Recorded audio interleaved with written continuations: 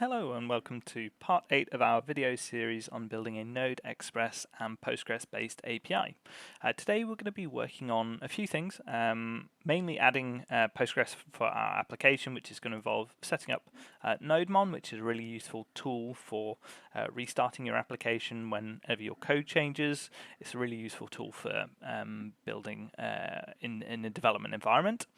And then we're going to add a client for our database, and then we'll also add some tests for that as well. So there's quite a lot to cover, so we'll just jump straight in and take a look at Nodemon. Now, if you want to follow along, actually, before we get started, if you want to follow along, there's a link in the video description to the GitHub repo that we're using, and the branch that we are using today is part 8 start. So if you want to check that out, you'll see all the code that we built so far and be able to kind of continue on from there if you do want to. So let's get started with Nodemon. We installed a version of Nodemon earlier on in the project, so we're all good to go with that. And like I say, Nodemon is essentially just a tool that allows you to restart your application anytime your code changes. So we'll give you a bit of an example once we've finished with that. What we'll do is we'll add a nodemon.json file into the root of our project. This is what gets used by Nodemon to configure itself so that it knows how to run and what options to use.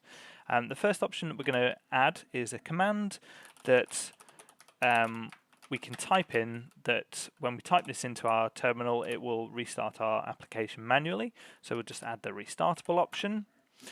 We'll disable verbose logging for the moment because we don't really need it really. And then the third option that we're going to add is what's known as the watch option. Now this is probably one of the more important ones. The watch option tells Nodemon which files or which directories to monitor files in for any changes. So we built our application within the source directory, so we're just going to add that in here as a folder to watch, and it's an array, so you can have as many folders being watched as you really want. What we're also going to do, and this is just a personal preference, is just add a small delay on the restart here. What I've found sometimes, if you don't have any delay and you're saving your files in quick succession for any particular reason, then sometimes Nodemon can just fall over. So I always add a half a second delay, which stops any weirdness from happening. Next, we're going to add in an exec command. Now, the exec command is what Nodemon is going to run every time it restarts. So what we've been typing in manually to test our application so far is just node source app index.js. But what we'll do now is we'll just pass that over to Nodemon to do that for us on our behalf. And finally, what we'll add in is just an extension check to say, I only really want you to focus on JavaScript files for the purpose of restarting our application, and that should deal with that part for us. All that's left for us to do now is to head over to our package.json, and we'll actually write a small command here that we're just going to use for when we are working in a development environment. So when we're developing things locally, what we're going to do is we'll just add a command that does a couple of things. It makes sure that our database server is up and running, so that'll be with Docker Compose, and it also launches the application with Nodemon so that it's watching it as well. So what we'll do is just do Docker Compose up-d, and then 2 ampersands, and then Nodemon. And what this should do is make sure that Docker Compose is up and running, and then run Nodemon for us as well. So let's run that in the terminal now, just with npm run dev. And what we should find is that Nodemon starts watching all of our code, and it has everything set up and is running for us as well. So what we are also going to want to do is just sanity check and make sure this is working okay. So I'm just going to head into the, let's go into the HTTP server for a minute, and we can just change this port value here. So currently it's 3000. If we just change that to say, actually I want it on port 3001, then what you'll see is down here, Nodemon will restart our application for us without us needing to cancel out and restart it and everything like that. So that's where Nodemon becomes really useful, because what happens is, inevitably you'll make a change that will break something, and then Nodemon will immediately alert you to that fact because you'll see a nice error message coming up here. So it's often really good for catching errors on the fly, and just a great tool for development purposes. So that's the Nodemon part checked off. Next thing that we're going to do is we're going to have a look at installing a database client that we're going to use to access and connect up to Postgres. So what we're going to do is, first things first, we need to add a library to help us connect up to Postgres. And what we're going to use the Node package, or the npm package PG, which is a really well-known library for managing Postgres database connections. And the actual version that we're going to use is 8.7.1, which is up to date for the time of this video, but it's also been fully tested just to make sure there's no compatibility issues with any of the other stuff that we're adding in here. So add that one on. And what we're going to do, we're going to follow a similar pattern to what we've done for our HTTP server factory here, and we're going to add something that's going to go and create a Postgres connection for us. But before we do that, we need to deal with a couple of new environment variables, and those are actually going to be environment variables that Postgres uses when it starts up, to make sure that we can create a new connection. So I'm just going to take some boilerplate values here, and we'll just talk through them. So we've got a database, which is the name of the database that we're going to be using, a Postgres user, which we'll be using, which we set up in the previous video, which is just Postgres and a password of Postgres, and those are configured actually in our Docker Compose file. And then what we'll have is a host, and we know we're going to be running it locally, and we're going to be running it on port 5432. So we'll take these files and we'll take these values and we'll add them into our environment variables and save those. And we'll also keep a copy of them minus the user and password in our example file, because if we want to share this application with another developer, then we want them to know what variables they'll actually need to provide to people to be able to work with the application. And finally, before we forget, in our config, we're also going to need to add in our new variables so that they get processed by .env. So we'll just go ahead and add these in, and all these are going to be is process.env.these. And this will just essentially pass all of these variables for us and just make sure that they get included from the .env file. And we'll also, because the database connection is actually going to be required for everything that we do in the future, we'll make sure that our validate env provider config also just checks to make sure that these values exist as well. So we'll add those in. We'll also need to go in and just provide some dummy values for these in our unit tests for this as well. So we'll just add these in. What we'll do is we'll just actually add in the values that we've got.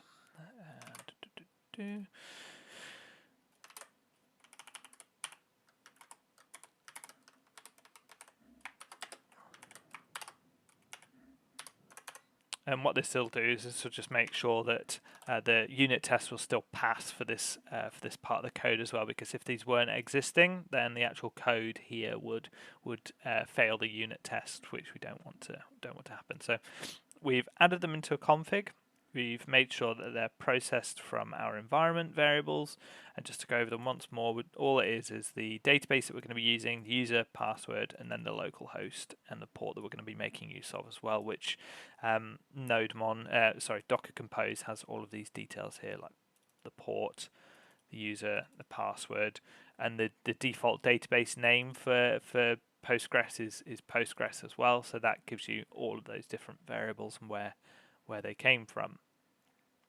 So we're just going to start our application back up again, npm run dev, just to get it all working, and you'll notice that it's passing all of the config from the environment variable file as well, because we're not getting any errors.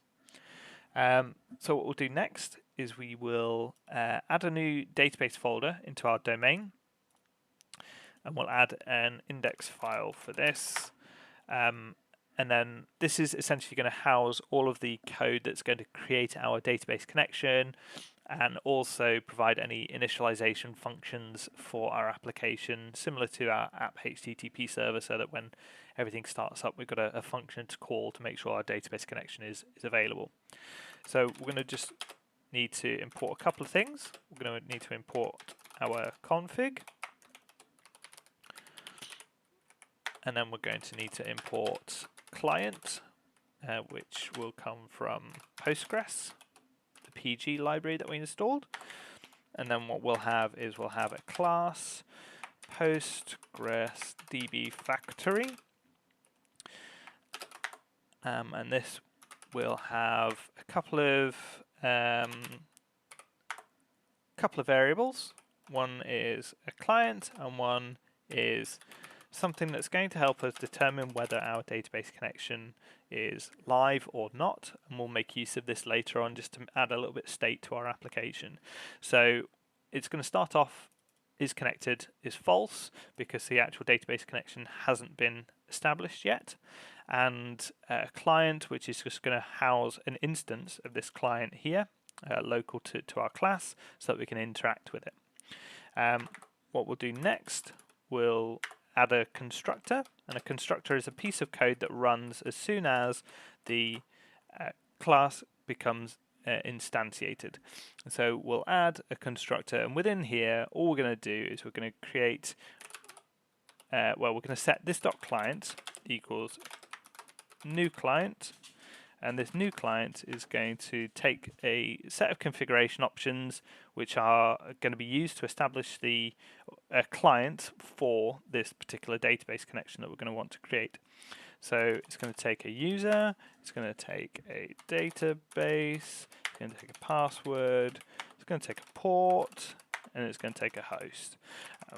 We'll just go ahead and fill these in with config.postgres underscore user, Postgres user, Postgres database, Postgres password, Postgres port, and then finally Postgres host. So what this is going to do, as soon as this Postgres database factory becomes instantiated, it'll go ahead and create a client for us based on the configuration that we've established in our config file. And what's left for us to do now is just to create a couple of functions that can interact with that client to establish a database connection, and then also to close a database connection once we're finished with it. So what we'll do first of all is we'll add a function called connect. And what we want this to do is, if the database isn't connected already, which when it begins it won't be, it'll be false to begin with, then we want it to go ahead and do await this .client.connect, which will go ahead and actually establish a connection to the database based on the client information that we've got in here. And then finally, once that's actually done, we'll set this.isConnected equals true. And what we'll also want is we'll add a close function to essentially go ahead and close that database connection once we're finished with it. And what we'll do is we just need to update this, so it's this.client.end instead, and we'll set this.isConnected equals false once that's all closed off. So what we've got here is we've got a function that we can add into our app starter to connect our database, and then what we've got is a close function which will be really useful for when we want to gracefully shut down our application. We want to make sure that database connection is freed up and that it doesn't just sit there kind of hanging around. So once we've got that, all we need to do then is export our database so that we can use it across our application. So we'll do new Postgres DB factory. And what this means is later on in our application, obviously we're going to be building a whole bunch of stuff to interact with different database tables and things like that. But we always want to have just a single instance of our database database client to be working with, so we can share this across our application just by exporting it a single time, which allows us to interact with it. So we've got our database client factory set up there. We're exporting it. All that's left for us to do now is head over to our startup, and then what we'll want to do before we start our HTTP server, we want to await postgres.connect. And this should connect our database, establish a database connection for us. And because everything's started up here, we can see that the config and everything like that has been accepted. What we'll also do while we're here is we'll actually just head over to our database connection here, and we'll say we'll just add an info message saying we'll just need to we'll just update the message here just to say DB connection established, and then we'll add just one onto closed, and then we'll just need to import the logger as well. Logger equals require.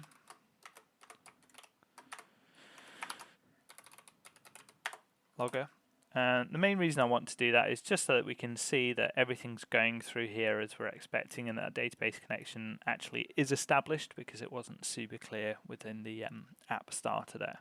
So we've got everything up and running in terms of our database starting. What we're going to do now is we're just going to add some unit tests in for our database as well, so that we can run some unit tests to make sure that a couple of little things happen. So one, if the database is connected, we want it to make sure that it doesn't call it again, so we can add some unit tests for both connection and closing, just to make sure it's working exactly as we expect. So I'm just going to copy over some boilerplate code from our HTTP server, our startup tests, and then we'll just update some of the values in here. So this one's going to be DB, and then this one, what's it going to be called? It's going to be called a Postgres DB factory. Actually, no, we'll just call that Postgres. And then we'll have a bunch of tests in here that we'll write up.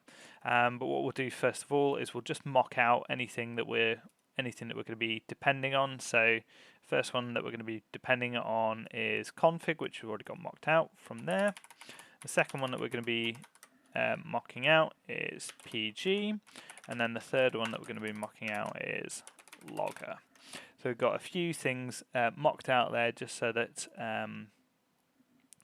actually no, let's not mock out config, because it's actually going to be pulling in real configuration anyway, so that should be fine. And then what we'll do, Postgres equals require this, and that'll just import Postgres from here, and then we'll just go ahead and write some tests. So the first thing we're going to, don't know why that keeps doing that, test. Let's just get rid of this rubbish that's been imported. So what we're going to want is we're going to have a few different tests, and we'll just write them all out up front, and that way we know what we're going to be testing. So we're going to say calls connect when no database connection is found, and then conversely we'll want doesn't call connect when a database connection is found, and then we'll want similar tests just for the close for the close function. So calls close when a database connection is found, doesn't call close when no database connection is found. So we've got 4 tests there that we're going to be running through. So what we'll do is we'll actually say for our first test we'll say wait post. What we'll do is Postgres dot is connected equals false. So what we're going to do first of all is we're just going to set up our test. So that way it doesn't matter which order the tests are run in. So we'll make sure that the is connected is set to false to begin with on our Postgres client, and then we'll run await Postgres dot connect, which will execute the connection for us. And then what we can do is we can say expect Postgres dot is connected dot to be true, because what we're expecting is this will have actually changed from false to true because it would have connected. And then we'll expect Postgres dot client dot connect dot to have been called. And what that's saying is we're expecting this connect to actually have been called because the connection wasn't already found. And what we can do is we can take this code here and we can just modify it for our next tests. So we'll say when it's connected, we'll expect it to still be true afterwards, but we'll make sure that Postgres Client Connect has not been called when the database connection has already been found. And then what we'll do is we'll just add in some tests for this here. So when there is an existing database connection, so when it is connected, we'll await Postgres.close. We'll expect the is connected to be false, and then we'll expect end to have been called. And then finally, for the last test, we'll add in and we'll say when there is no database connection, when we call close, we still expect it's connected to be false, and we expect this to not to have been called. So we've got 4 tests now that cover each of the different scenarios that we've got branching logic for within our connect and close functions.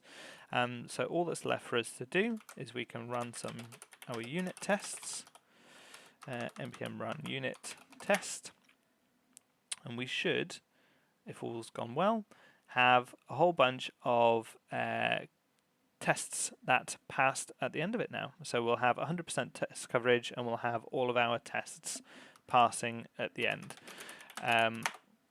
So that's our database connection established.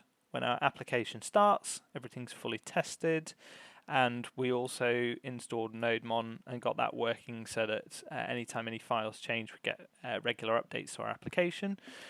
What we'll do in the next video is we're going to go ahead and start adding some tables for our database. So we're probably going to start off with the users table, as that's going to be the one that we'll work with to begin with.